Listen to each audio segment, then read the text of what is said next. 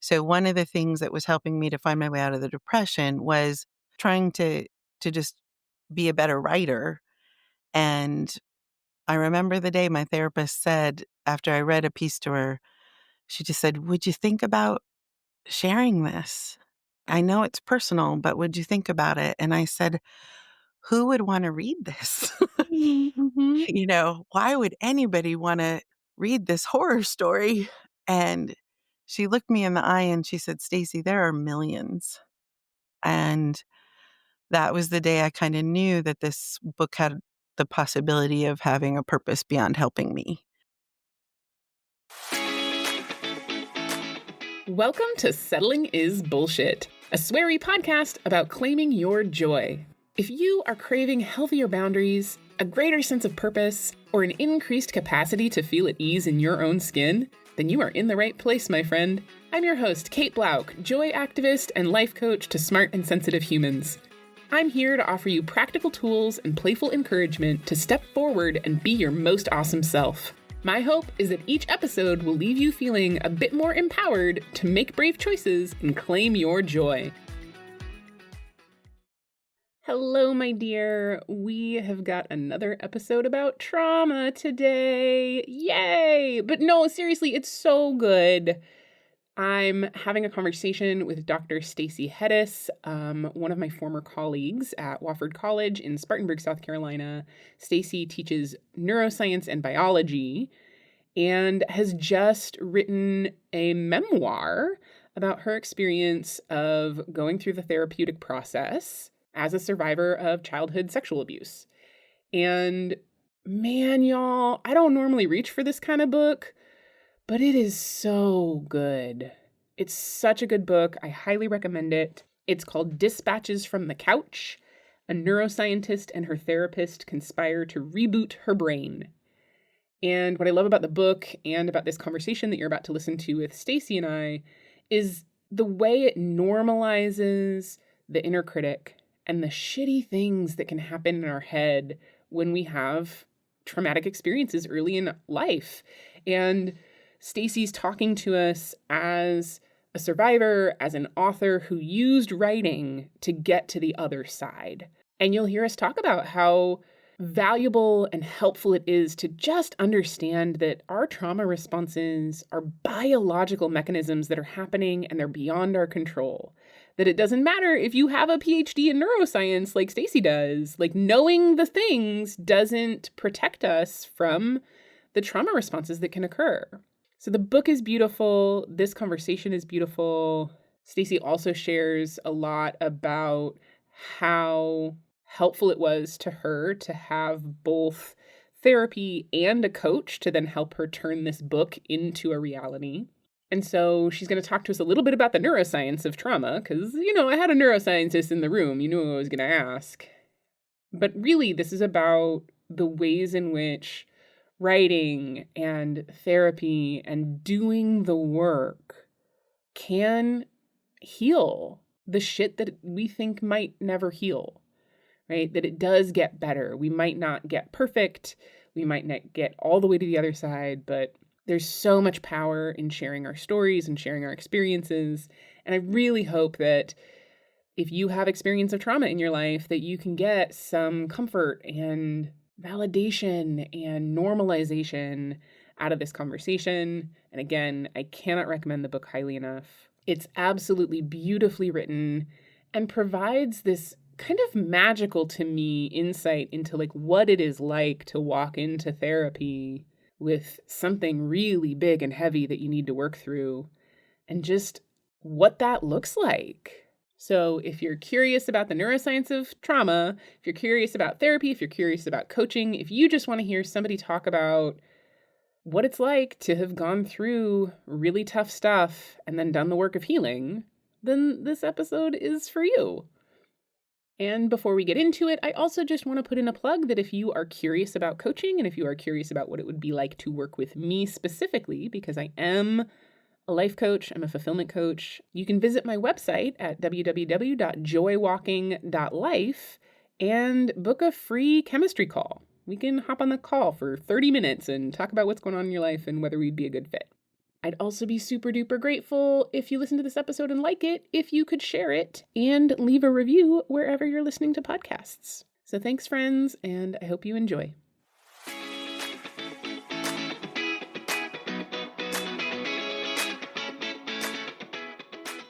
Who would have thought? Who would have thought I would ever write a book like this? Well, I mean, I'm guessing you didn't think you would write a book like No. this. No, I did not.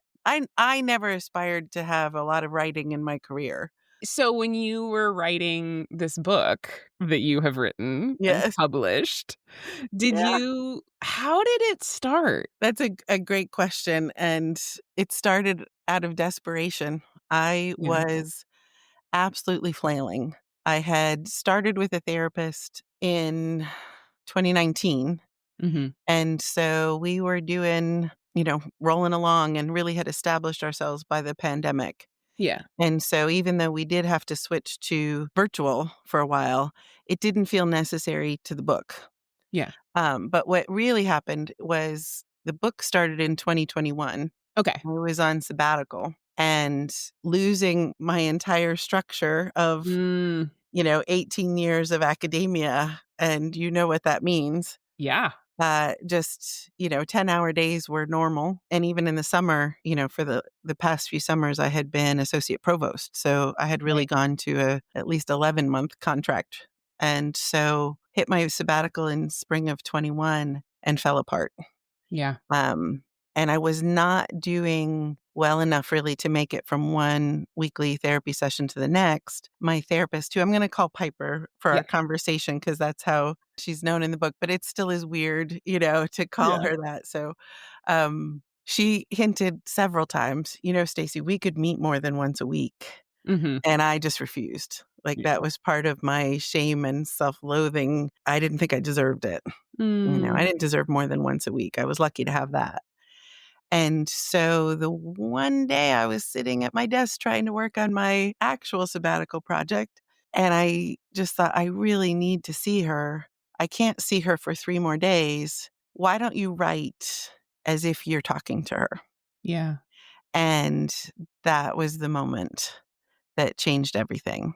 Mm. Because those of us who know what it's like to deal with trauma know that processing it takes repetition. You've got to talk about it again and again and again. And those Yes. of us who are good friends to the people we care about will listen again and Yeah. again and again. But when you don't allow yourself to have that resource or allow your friends to be that resource, you can become that resource for yourself if you write. Ugh, my whole body just relaxed, like, hearing you say that. I mean, I made the little, like, "ugh" noise 'cause I know this. I have done a lot of trauma work in my own therapeutic journey, but, like, when I hear you say, like, "Yeah, it just takes a lot of repetition," I'm like, "No, I just wanna say it once and be Yep. done." Yeah. And your brain in that traumatic state, that sort of limbic system driving the bus state tends to say you're lucky if you give yourself once. Yeah. You have to work up the ability to say this is worth somebody's time to hear even once, let alone hear in repetition. And so I I started writing dialogues, Yeah. and it immediately gave me a new tool. And I knew even before the end of that sort of first time sitting and writing that this was gonna be something that was gonna be useful to me. And so over the next couple days, I started really trying to remember past therapy sessions, and this is Okay. a year and a half in at least. Okay, that was gonna be one of my questions. So, to intro a little bit more Okay, to yeah, folks who are listening, sure. Stacey's book takes the form of, I guess, how would you describe it? Like, is it dialogue? But basically, you walk through the whole, like, therapeutic process, kind of from the early sessions into the later sessions, and that was one of the things when I was reading it, I was like, "Oh my god, was she, like, taking notes from session 1? This is amazing." Because it really does this beautiful job of capturing, like, what it is like to crack open the can of worms of trauma. For you, it was not by choice that it got cracked open No. for you, Nope, that yeah. but, like, walking into therapy a mess and, like, just that, like, ugh, painful and slow unfolding of the experience of doing the work. Yes. And this is, so Piper, I have to be really careful about saying the right name, Kate. Um, Piper is my 6th therapist. Yeah, So this was not my first, time at the rodeo, so to speak. And so then when I started writing, I didn't realize it was gonna become a book. right. That was months later. But I realized going back to the beginning could be really helpful. Yeah, And so I started thinking about, what was it like when we were first starting? What did it sound like? What did it feel like? And to be honest, I'm blessed and cursed with a pretty good memory. yeah, So I really can remember a lot, even without doing a lot of journaling or diary keeping around therapy and things. And so I didn't write it sequentially in any way, shape, or form. okay. But as things came up, as I wanted to process something, as I remembered something from, months or weeks or days ago in therapy, I would sit down and try and write it out. And so what you see in the book are chapters organized around sessions. Yeah, And there's a lot of dialogue, but those dialogues are not in any way transcripts. So yeah, there was no recording going on yeah, in the sessions, and I was never taking notes in any way. But I realized as I was writing that it didn't matter exactly the words most of the time. Every once in a while, the words really mattered, and I worked yeah, really hard to sort of get those right. And I would even talk to Piper about, does this sound like the way you would have asked this question? Do you remember asking this question? yeah, Um, but what I did was try and find the truth yeah, and the lessons and the discoveries yeah, of those sessions. And that's the beauty of what this book did for me is it reinforced just like, my students who just graduated and are now getting ready to study for the MCAT or the GREs are going to go back and revisit all those lessons from the classes with me and their other professors. I went back and revisited the lessons we were trying to discover and teach me, and it's a almost magical outcome yeah. because it's so different than any of my other experiences with therapy. Yeah, I do journal a lot. I have been a journaler for a long time, but this is inspiring me to get a little more intentional about the kind of processing work.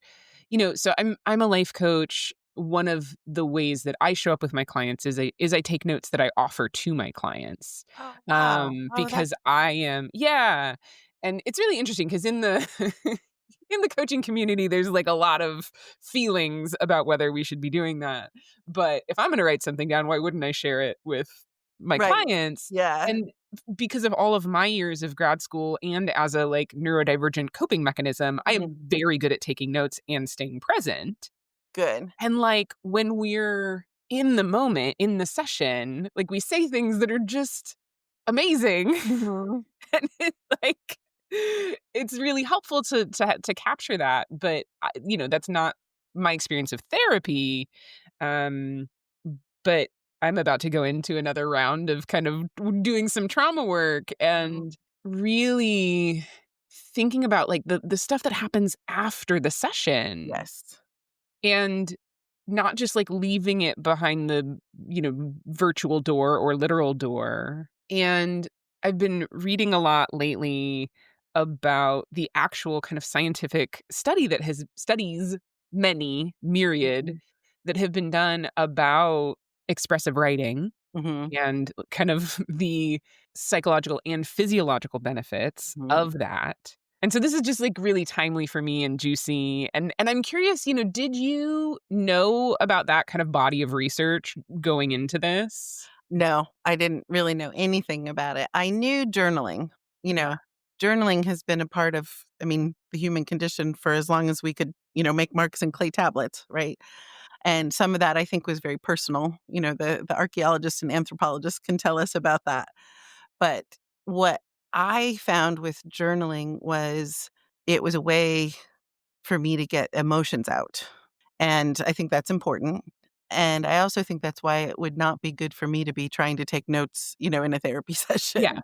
because my academic brain would be like, "Okay, I've gotta get this right," and I might Mhm. be having cognitive thoughts, ideas about this.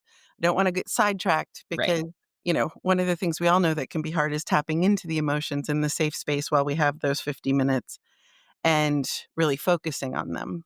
Yeah. And so the expressive writing after the fact, I think if you can find a way to put that in your structure and your time frame of the week between, it might be good to have a time where you feel like, okay, I'm asking myself to sort of reflect on the emotions that I was feeling. I'm asking myself to now reflect on what were the reasons behind those emotions, what were the experiences, what are the memories. And then, a third layer to that, I think, would be something like, what do I think this is all about? That sort of integrative putting it all together. And that's where writing the way I did and what eventually became a book really was healing because I'm a slow processor. I'm Mm. a I'm a scientist. We like to look over our data again and again and again, right? And I'm a teacher.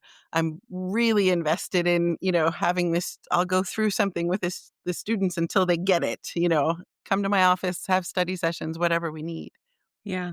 And I found that trying to write with clarity and write so that somebody else could understand what I was reading was actually helping me find the truth.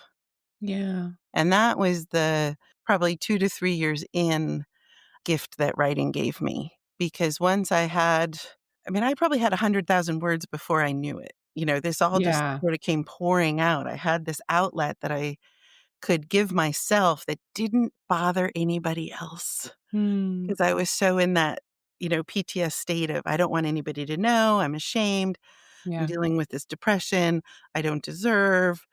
We all know those horrible messages that our limbic system Yeah. sends to us when our amygdala takes over. Ooh, well, And can I pause you there? yes, I figured I should probably have, said something before I said that, but yeah. No, it's perfect. This is like a nice little like we'll just interrupt and Okay, give all of us the like intro level okay. rundown on like what happens in the brain when we get trauma triggered.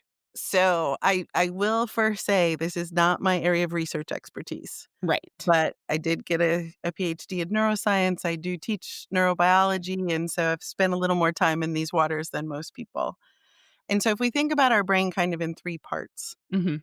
our basic keep us alive parts, our brainstem, our hypothalamus are the areas where we get the breathing done, we get the triggers for I'm hungry done, we get the triggers for I'm thirsty done, we monitor our blood pressure, all that Right. good stuff. The middle area of the brain, the limbic system, Okay. is the area that really is trying to keep us safe. Yeah. Okay. So this is where fight, flight, This is freeze where the fight, lives. flight, freeze, fawn comes in. Yeah. And we keep adding to that list of Fs because we've realized how unique we are in our trauma responses. Yeah. But the fight or flight, really comes in this collection of brain areas that work together. But what also it does in trying to keep us safe is trying to learn. And so a Mhm. lot of us have heard of the hippocampus as the area that really has to be intact for us to learn new things. Okay. But fear is a great way of keeping us safe. Ugh. If you're afraid of something, you're going to avoid it.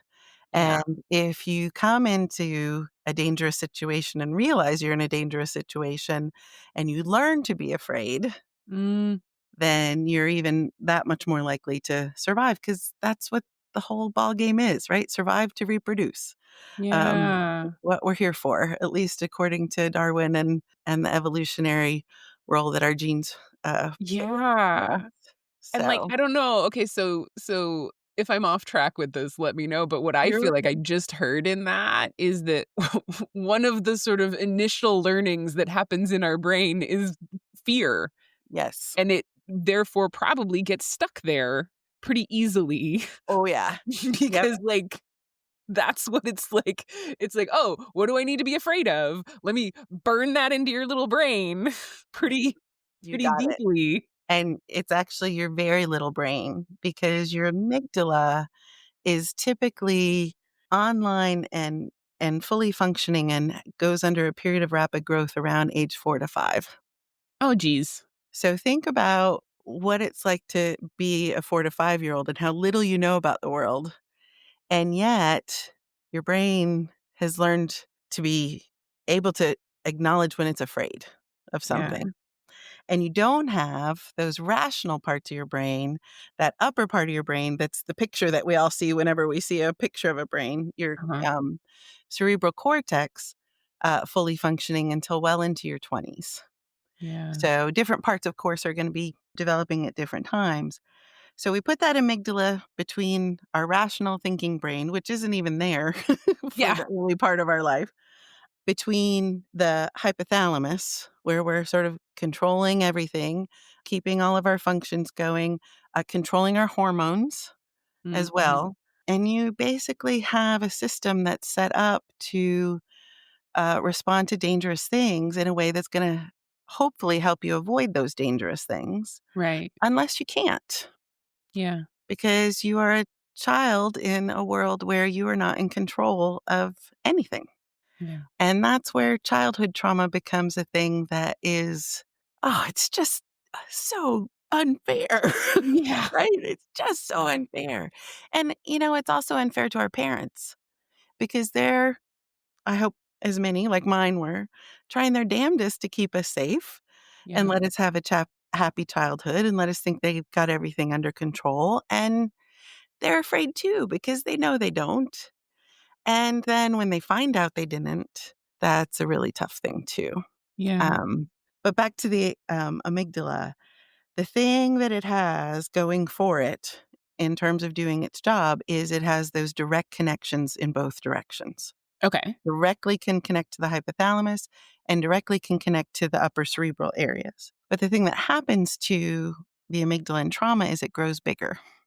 Okay. And so it physically gets bigger. Oh, Yeah.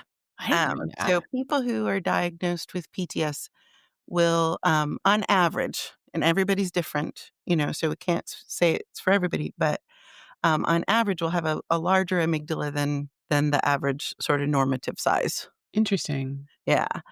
Other thing that happens, and I don't know how familiar you are with the term neuroplasticity, but I'm guessing that's a term you're pretty Yeah, familiar I mean, with. I am, Yeah. but we're just So recording this podcast for anyone who dropped yeah, in. for anybody else who's not familiar with that term, it just means changeable, right? Yeah. The brain can change just like anything else can change Mhm.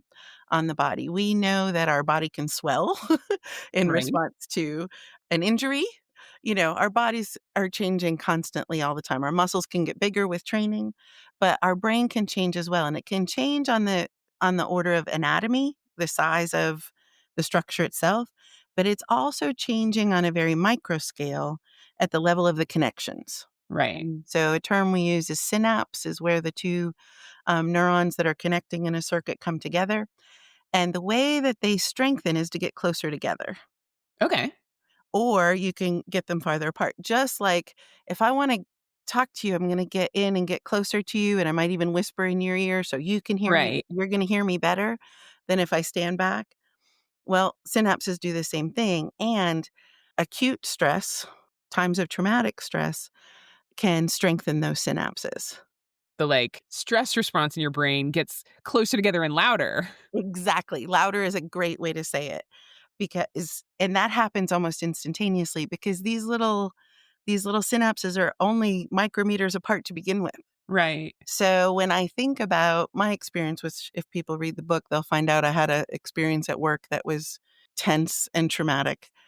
And I woke up the next morning and felt like my entire brain had changed. And I think it had. Not my entire brain, but my amygdala had changed. Yeah. And so if I fall into that category of the people with PTS whose amygdalas did get bigger, and it wouldn't be surprising because my earliest traumas are in that sort of 4 to 5-year-old range when the brain's growing rapidly anyway, particularly the amygdala is growing rapidly, then it's very reasonable that what happened was an overnight brain change. Yeah. And what then I had to do was calm that amygdala down again. And I know I have done that because I feel safe again. I can come to work, I can be with my family, and I'm not listening to intrusive thoughts that my amygdala is sending out to try and get me to avoid anything that might possibly be unsafe, Yeah. which, can be everything if you live in the world we live in. So, Yeah. So those kind of inner critic or intrusive thoughts come from the amygdala, and mean and awful and horrible as they can be, they're actually trying to keep us safe. yeah. I don't wanna overstate that Right. because the limbic system, there's a lot of brain areas that work together. Yeah. So, we wouldn't be able to say the amygdala is sending those thoughts out, but it's driving the fear, which those thoughts are a manifestation of. Yeah. Your inner critic is trying to keep you safe. And even though as a neuroscientist, I can say that I needed my coach to remind me of that when I was writing and getting really afraid. Yeah. When I would say things like, "I don't think I'm a good enough writer to write this book. I don't know if this is ever gonna become something that anybody else, would read." And she would say, "Just remember that's your inner critic trying to keep you safe Yeah. because putting this story out there is a vulnerable thing to do, and you can decide when you wanna stop." But, coaches are good at helping us to not just put it in a drawer and walk away. So, Yes, I we appreciate those are. coaches, yeah. Okay, I love since you brought that forward, I'd love to hear your take because I mean, I am a coach, so I have feelings about all this. But the kind of balance and working with both a therapist and a coach to bring this to life, and how those things ended up working in tandem for you, and what you see as kind of the benefits of that kind of partnership. It was really, really fortunate to have both, and I know it was a privilege to have both, and I appreciate having the resources to have both, and that can be challenging. But I had a therapist long before I had a coach, Yeah. and I had worked with therapists, pretty much my whole life. And therapists are there to help you be you. Hmm. Coaches, at least in my experience, are there to help you do what you wanna do. Ooh, I like that. And that was a really good way of dividing my time with them. Because when I first started writing, and we all love praise, I talk Yeah. about being very happy to get gold stars, Yeah, throughout. I talk all the time on the podcast about gold stars and, the empowerment of being able to give ourselves gold Yep, stars. Um, I knew that would resonate. And so as I was writing, and I think my therapist could immediately see how helpful this was. She had to balance keeping it focused on, okay, what is this writing doing to help you process this re-traumatization and PTS flare up that you're feeling versus what is this writing for writing's sake like? And so I would come in and I was waiting for her to tell me how great the writing was, and she wanted to tell me that, but she also needed to tell me, let's talk about what this is bringing up. Let's talk about what insights into you and what your experiences did to you. How are we going to work on that? And so, as I said, I had about 100,000 words before ever started working with a coach, but I had worked with my coach. Is it okay to say her name and Yeah, give her a little plug? Okay. absolutely, please Um, do. I am a big fan of okay. there's a good fit for everyone, and there's enough Yes. for everyone, and so absolutely, I want you to, Okay. throw down some props for your I coach will. And because I she is hugely connected to this beautiful book being out in the world, and I Yes, got to read no, it. she is essential to this book being out in the world. Her name is Melissa Walker. She's a former, professor, and her coaching is Heyday Coaching, and so I can send you the Yeah, and link, I'll put and it we in the can show put it in notes. the show notes, yeah. But I had worked with her on a couple of things when I was doing the administrative job I did at Wofford. So I had a relationship with her that was very professional, but to show up with this sort of pile of Here's pile my of trauma. dialogue with my therapist that could maybe be a book, but I don't even know if it's, in chronological order in any way, shape, or form. Um, but I said, "I have this and I'd like to think about, even if it never gets published, sort of writing this story because I think it could help me."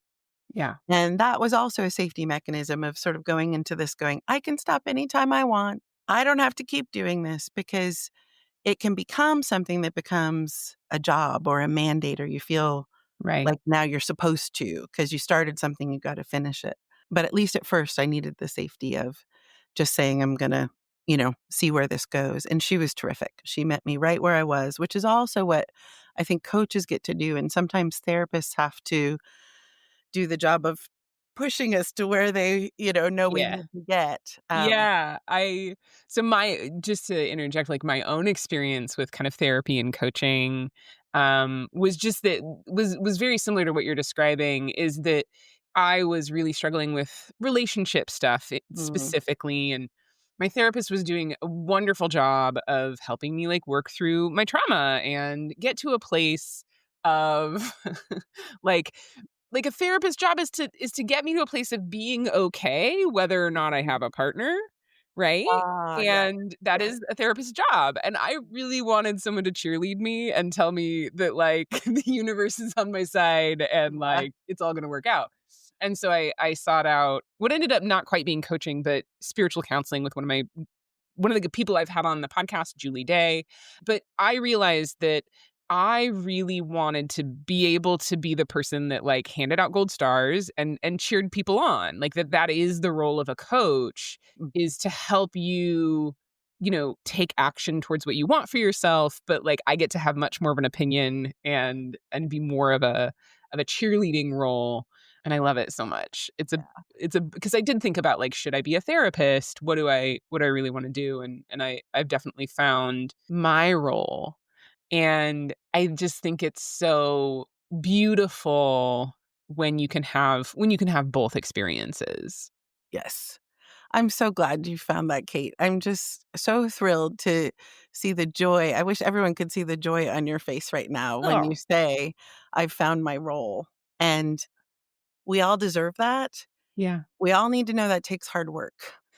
Yeah. And part of that hard work is realizing how we get in our own way Yeah. and what our life experiences have done, to tell us that we aren't gonna be able to do that. There's no way we could do that. We don't deserve to do that. And doing it anyway is Yep. just the best. Yeah, I mean, and You that's know? like, you are on the side of having the, like, published book in your hand, Crazy. It's you know? crazy, yeah. Yeah, and beautiful and wonderful, and so it's just really lovely for me to be sitting here talking to you and hearing you say all that because, I'm in the midst kind of, like, I'm showing up and doing it anyway. I'm doing these episodes. This started as a blog. I'm in the sort of first full year of really trying to make this entrepreneurship and coaching business work, and, like, those voices still show up. Uh-huh. Like, there's still days when I'm like, "Can I do this? Like, nobody's gonna care. Why even bother?" And then I do it anyway, and then somebody, like, sends me a note saying, like, "Thank you for that episode. I needed to hear that." You Yeah. know? Yep. Yeah. Hang on those notes. I Hang on those do. notes. I have And taken to writing them yep. down and on little pieces of origami paper and putting them in a little jar that I Oh, can, like, perfect. yeah, pull out. So if you're one of the people that ever sent me one of those notes, like, it's recorded for posterity, and I pull it out of the jar when I'm having a bad day. So thank you. That is fantastic. I talk in my book about going to my box of mostly thank you cards from my students. Yeah. And I mean, it is a 20 years deep and really more than one box at this point. Mhm. But that's something we can all do for each other, and Yeah. it means so much more than we ever think it might at Yeah. the time that we're just jotting down a note. But when we can't do that for ourselves, having somebody do it for us is just such a blessing. I was thinking too, as you were saying that, one of the best lessons that Melissa taught me, and I sort of have it written in a lot of different places, is when your inner critic is really dialing it up, just thank her or him or them. Mhm. Mine is a her. Mhm. Her voice is definitely a strong, female voice. "Thank you for trying to keep me safe, but I've got this." Mm, mhm. And it is amazing how just saying that to yourself can, again, dial that down, and when I sort of think about the brain activity, that message of "Thank you, I've got this," is coming from those cortical areas, those rational thinking brain areas, and it disrupts that cycle of the limbic system just trying to send that message of, "You're not safe, you're not safe, you're not safe." And if you say, I maybe am not safe, but I'm going to try it anyway, and I've got Oh, this, it really made a difference because there were some times that I didn't think I could get the thing I was trying to communicate out. And we'd be stuck, and there'd be times that she'd say, "Yeah, I don't know how to fix this either. Try it again." And I'd come back and she'd say, "No, not yet." And then I'd come back and I'd think I have it, and I could tell from her reaction that I got it right that time. And yeah. so it's a wonderful thing when coaches can reinforce sort of what you've already figured out for yourself. That's another thing I think coaches do really well for us. Oh, yeah, like, it's our job to just, like, ask you questions so that, like, you're like, "Oh, I actually do have the answer. Oh, I actually do know what I Yeah, want. I just need a space to say it out loud and someone yeah, to, like, be like, 'Yay, yeah, you found it.'" yeah.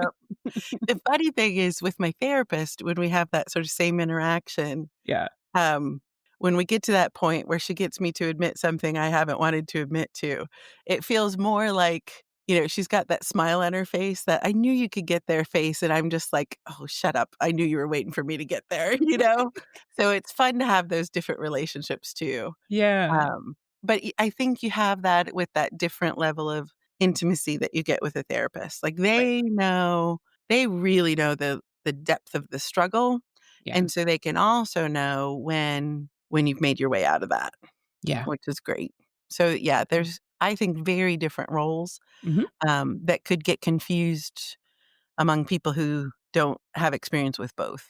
So I think we're Yeah. lucky to have experience with both. Yeah, and one of the analogies I like to use is that when I'm trying to explain the difference between therapy and coaching, because my coaching is very heart-centered, it's very, "We're gonna talk about your feelings and what you genuinely want for yourself." But, like, one of the distinctions for me is that therapist is like going to the doctor or a surgeon. Like, Mhm, something is, like, broken, ill, in need of, like, fixing.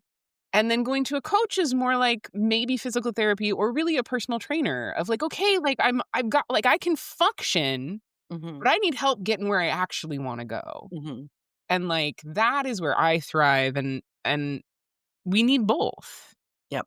you That know. is a great analogy. I really like that. I'm gonna borrow that for sure, Please 'cause do. I imagine people will be asking me these questions again, and, I think that's a perfect way to describe it. And we also know that that trainer can be there when we really don't wanna do the work, but we know we should. Yeah. When we Yeah. want the goal, but we don't want the discipline and the struggle and the pain, that it takes to get there. And Yeah. so that is a really valuable thing, and makes, that sense of a return on the investment, Mhm. uh, that you're making an investment in yourself.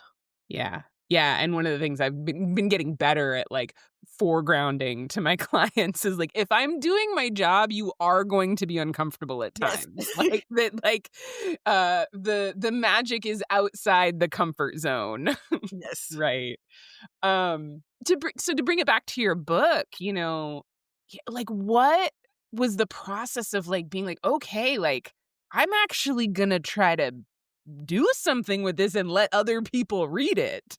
Like, what was Yeah. that like? It was slow and it was progressive, but there was also a very definable moment. Mhm. So the slow progression was sharing with trusted friends, and especially trusted friends who knew I was struggling Yeah. and who were able to break through those walls I had put up and say, "I'm worried about you. I want you to know I care." And I was able to say, "Okay, I know you care, and this is the way I can kinda help you see what's going on with me." And so I would, sometimes share pieces, that I had written. And then, thinking about, really having it be a book became more regularly sharing pieces with my therapist as a way to sort of I got to the point in writing where I had almost sort of caught up to where we were, Yeah. and so it was a way to process in real time then, so that was different. And I also was taking a lot more energy from trying to write well. So one of the things that was helping me to find my way out of the depression was, I can imagine it being like somebody who was a runner who decided to do a 5K or something, right? Like, I'm gonna take my running to this next level where I'm gonna try and, do this thing that has a measurable outcome. And so I was trying to just be a better writer, and I remember the day my therapist said, after I read a piece to her, she just said, "Would you think about sharing this? I know it's personal, but would you think about it?" And I said, "Who would wanna read this?" Mhm. Why would anybody wanna read this horror story? And she looked me in the eye and she said, "Stacey, there are millions." And that is the truth. We all Yeah. know the statistics. And that was the day I kinda knew that this book had the possibility of having a purpose beyond helping me. Yeah. And then it became more about writing it well enough to get it published. Yeah. And that too became its own validation for myself, that it was worth putting the time into writing it well, but that it might be a story that might be helpful to other people. And Yeah. so it's been a lot of different stages of this journey, and I'm just grateful to have been on it thus far, and we'll see where it goes from here. Yeah. Yeah, and I mean, I'm deeply grateful that you wrote it and shared it. My childhood trauma is vastly different. It was much more emotional and bullying, but like, man, I really felt, so I won't speak for everybody. I wanted to use the sort of collective we of all of us who've had, shitty childhood experiences, but like it really was so powerful to just hear someone else's inner critic in a like raw and honest way of like, oh yeah, like I can relate to the like viciousness of that. Mhm. And one of the things that I'm taking away from this conversation is just that awareness that like those thoughts and those messages and that like mean part isn't like in my cognitive control. Right? Like it's not coming from the part of the brain that I'm in charge of, that my like higher self, that my like rational and evolved and like emotionally mature self, it's coming from behind the curtain, Yes, it's right? a great way to describe it. Yeah, Yes. and so, like, I just really wanna hold on to that of, like, "Oh, like, this isn't something I can control, it's not something that's my fault, it's not," because I can get stuck in those loops of, like, "Why am I being so mean to myself?" Like, "Oh, Mhm. because it's the wicked witch behind the curtain." Like, it's not the Yes. wizard, it's the wicked witch behind the curtain right now. Um, and, so I'm in 12-step recovery, have been for almost 15 years now, which is crazy, and there's just how that works is through just sharing our experiences of like, you're not alone Yep, and getting to hear other people talk about experiences that are similar to mine and having similar thoughts. Like, there's so much healing in that and so much absolutely. power. And that healing goes both ways. It Yeah. helps the person who's putting it out there to heal, and it's wonderful when we have the feedback that tells us, that it helped. I hope, and one of my earliest motivations was really realizing that there are still so many people who, feel a stigma around therapy. Yeah. And I think, especially for marginalized communities of any type, I think for men, it can still be very much a stigma.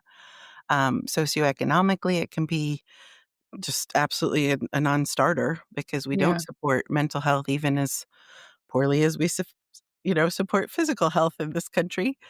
Um, and so there was a part of me that said, I want to share what I've had the privilege to have, thanks to first and foremost parents who spared no expense on therapy when I asked for it, but also just having the privilege of a good job with a good salary that allows me to pay my copays to my good insurance. And so it can't take the place of therapy, but it might be a starting point for Yeah. people. And I really am appreciative of being in that position. And I also feel like the idea that we're not alone is a big part of this. So I appreciate you saying that as well, because it is the most isolating feeling to think you went through something that nobody could understand, and you've had that reawakened at a time in your life where the response would be, "My God, that was 40 years ago, Stacey. Why are you bringing this up now? Mm. Why are you just not getting over this?"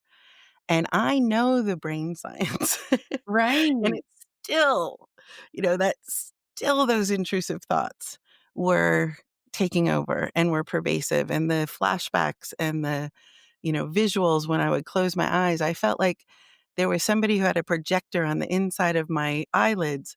And I would close my eyes and I would just, see these horrible flashes of times in my life that no child should have to go through and nobody should have to re-experience through remembering. Yeah. But it was through doing the work, and asking for help and accepting that help and believing I was worthy of that help that I can have this conversation today and feel like I can say, "It's not all better, but it's a lot better." And I'm really Yeah. grateful for that. Yeah, there's a line in 12-Step Recovery. There's sort of a portion of the literature that we call the promises, and one of the lines is like, "No matter how far down the scale we have gone, we will come to see how our experience can benefit others." Oh. Oh, And, that's like, beautiful. and I'm, like, tearing up, Yeah. like, because that's been so true for me, and I feel like that's what's true Love in your book, is just that, like, when we can share, like, "Okay, this fucked up shit happened to me. Yeah. It was terrible. I'm still, like, dealing with the consequences," but, like, when we share it and somebody can be like, "Oh, it's not just me. I'm not alone." Like, there's just so much power in that. Yes. Right? Of just taking back our, like, "Okay, this was fucked up. I wish it didn't happen, but it did, and here we are, and here's how I can, like, leverage that for my good and for the good of, like, other people." And it's so beautiful. Absolutely, 100%. Thank you for saying that. And the other piece of that that I think my little knowledge of 12-step recovery programs is the keep coming back piece. Yeah. Just keep coming back and keep showing up. Um, and one of my friends who read it, like, the piece that she walked away with was, "You were gonna do this for as long as it took." And I'm still doing it. So Right. it takes longer than, I don't know how many sessions. I think I ended it in the sessions, like, in 150 land at the end of the book, but they're still going on. Yeah. Um, but yeah, that piece, and I think what's so important about what you said is we can do this work and we can even tell ourselves it's to help others. And it should be because that's how we can be of service, but it's also to help ourselves Yeah. and to not leave ourselves out of that because that people pleasing side of what trauma can do to us is the side where we leave ourselves out. Yeah. And I did not put the people pleasing part of trauma response and PTS into my equation until I went to a workshop by our local women's resource center, the Julie Valentine Center in Greenville, South Carolina. And the chaplain of their center said, the people pleasing that people do, that's a trauma response. And Kate, I almost hit the floor Mm. because people pleasing is the secret to my success. Yeah.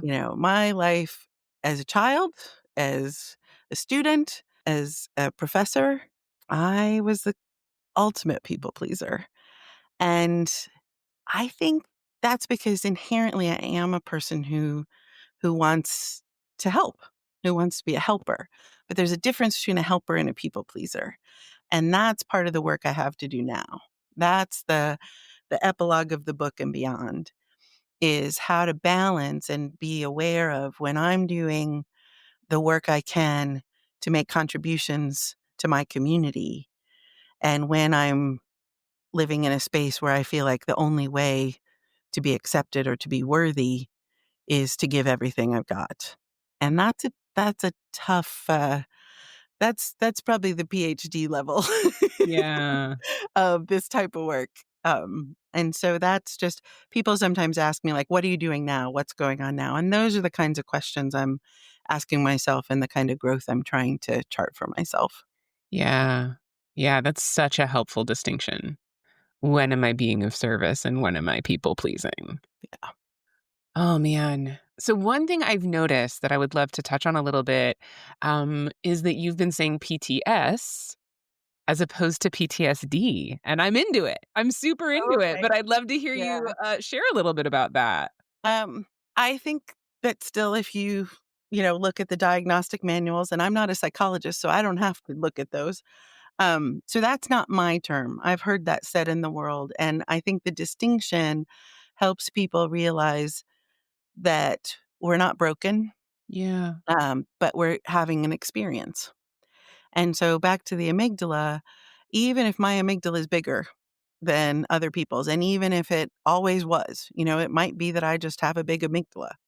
Or if I'm in that time of neuroplasticity where those connections in my amygdala are just, rapid firing like crazy, that's a condition that I can work to resolve. Whereas if we put a label on something like PTSD, post traumatic stress disorder, I feel marked. I Yeah. feel labeled in a way that I'm not sure I sit very comfortably with because is that going to tell me I can't get better? Is it going to tell me I'm broken? When my amygdala is trying to take over and send all those intrusive thoughts, putting that disorder label on there is only playing into that intrusion. And so I wish I could refer to whom or where I first heard the transition to PTS, post traumatic stress. Um, but it was a good label change for me. And so Yeah. I'm going to Y use that for how I describe what I'm going through. yeah, like, I've heard, it's not the first time I've ever heard it, um, but, as someone who I have in recent years identified as having CPTSD, Mhm. since for me it wasn't kind of isolated incidents or, you know, it was more the, like, ongoing developmental trauma. Mhm.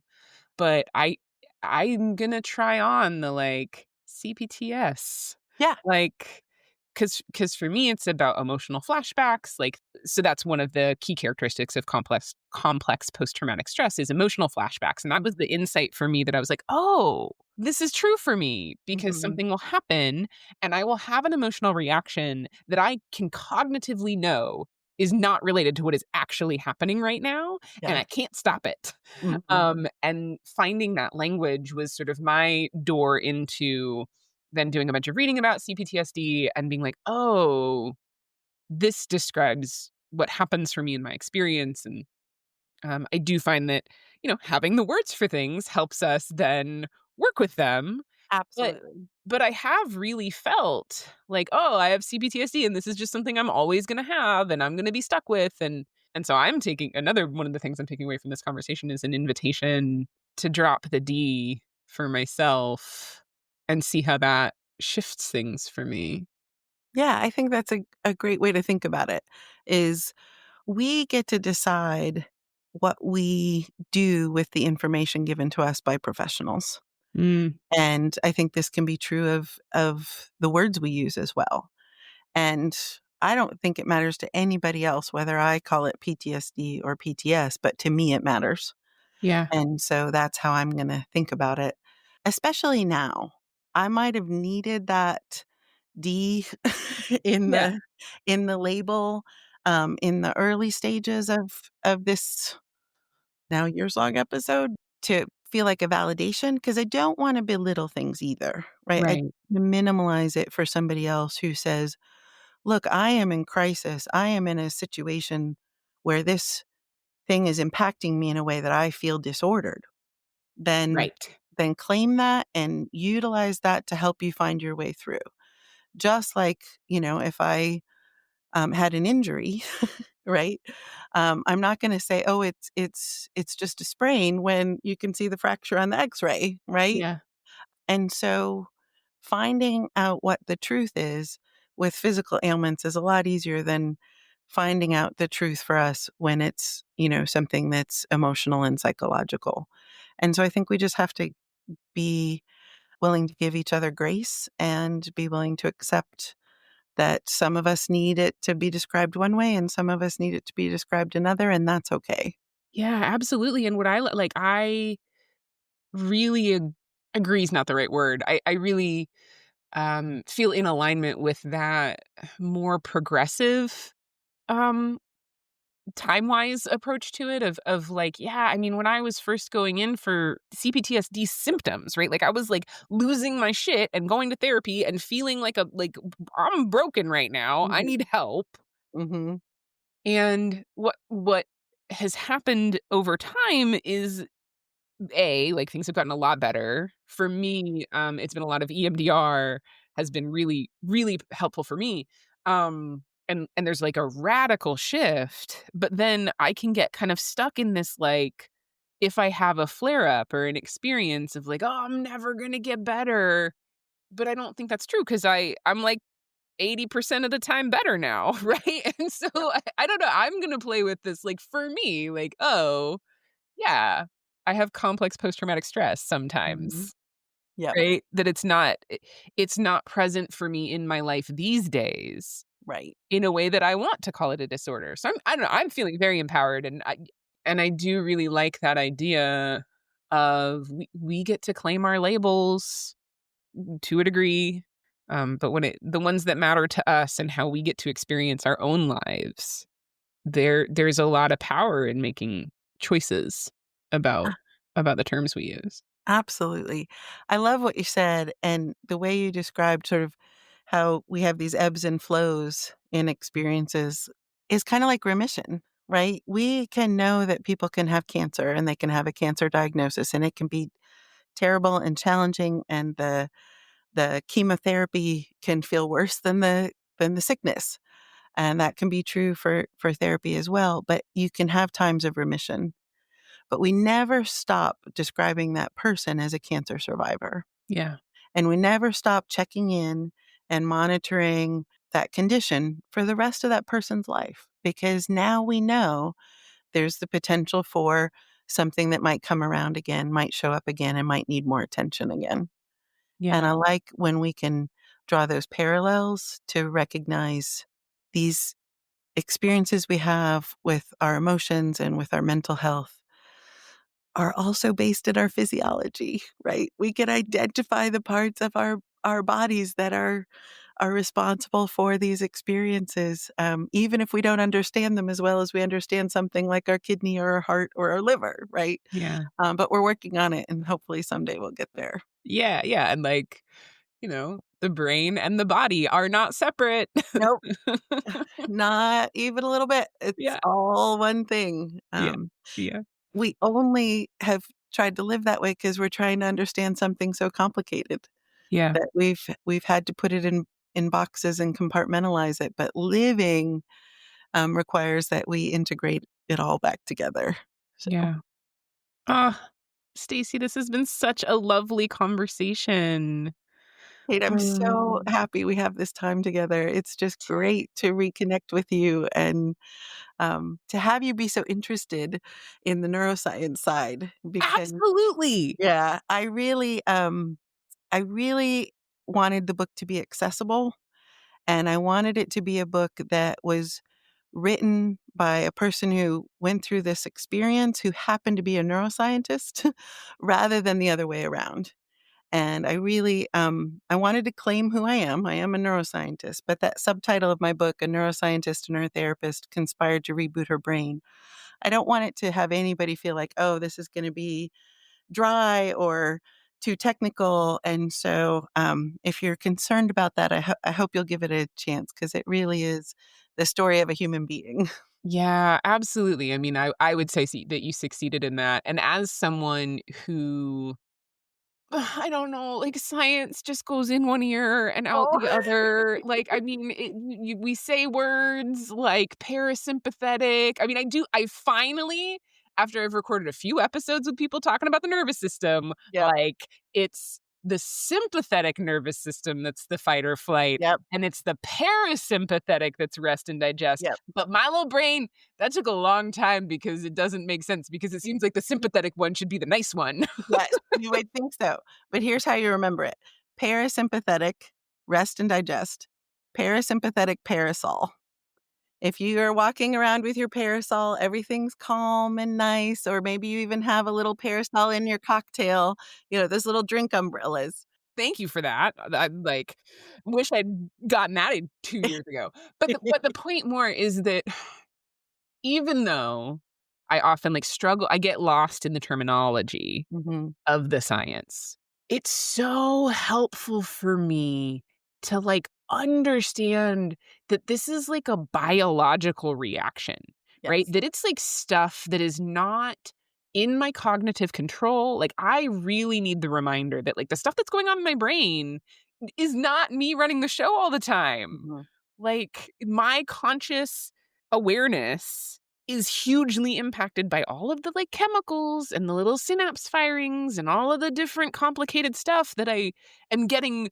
I've heard, like, I'm getting the repetition enough that I'm Yeah, starting to, like, actually yeah, understand how brains work, yeah. but the point being that it's so helpful to me and hopefully to anybody else that's listening is to just get that, like, basic rundown of, like, this is stuff that is happening on a biological level, not a conscious level. It is, and so much of our brain mass is there to do the work that leaves our conscious area free to pay attention to just the smallest things. Yeah. So, even just thinking about breathing, imagine if you had to remember to breathe Mm, all day, every day. You'd get nothing else done, and you'd never be able to go to sleep because you'd, not be breathing. And there's so much that our brain is doing to get us to pay attention to the things that it thinks matters. And that's what our limbic system is there to do too, because it's trying to keep us safe while we do that. But what we can also realize is even somebody who devoted their entire career to studying this brain could go through a time where her brain was turning up the dial on those messages so loudly that she forgot or couldn't focus on the fact that she knew her brain was just trying to keep her safe. yeah, And I was hook, line, and sinker in that abyss. yeah, And if that can happen to somebody who has all this awareness of these brain areas, it can happen to anybody. And so we can give ourselves the grace that we need to say, it's okay to ask for help. There are people who care about us. We can find those people. And if we can't find those people who we trust to do it just because they might love us, we can find the people whose job it is to walk with us. And I just hope for everybody who is in a state like that that they can find somebody to help their way out because it certainly would have been impossible for me to try and do that alone. yeah. Yeah, I mean, I hit a pretty grim period of neurodivergent burnout in January, and, like, I have the tools, I know the things, and I still need help. It still happens to me. My brain still gets hijacked. The, like, stress and overwhelm adds up, and, like, yeah, similarly, just really believe in kind of one of the core messages of my work in the world is that we're not supposed to do all of this alone. No, we're Like, we not. need help.